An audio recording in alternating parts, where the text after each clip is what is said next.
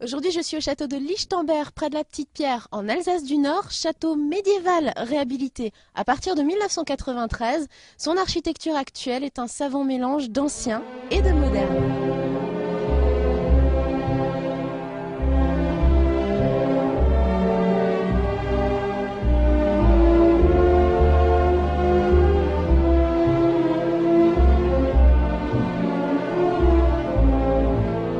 Finalement, ce château est en perpétuelle construction depuis le XIIIe siècle.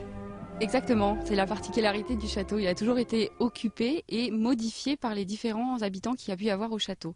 Donc il a sans cesse été réaménagé, reconstruit. On a détruit des bâtiments pour en réaménager d'autres par rapport aux besoins qu'en avaient les habitants.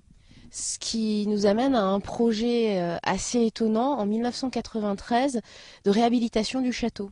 Les architectes ont pris connaissance de l'histoire du château et l'usage qu'on en a aujourd'hui, et ils ont décidé d'inscrire la griffe, l'architecture contemporaine dans les ruines qu'on avait héritées du passé. Il restait plusieurs bâtiments qui étaient eux-mêmes déjà en ruine et abîmés. Donc on n'a pas cassé davantage le bâtiment, on l'a restauré, et dans les ruines qui étaient restaurées du château, on a glissé des formes contemporaines avec des matériaux contemporains, donc le bois, le cuivre, le verre, pour qu'on puisse aussi bien identifier l'apport de notre siècle.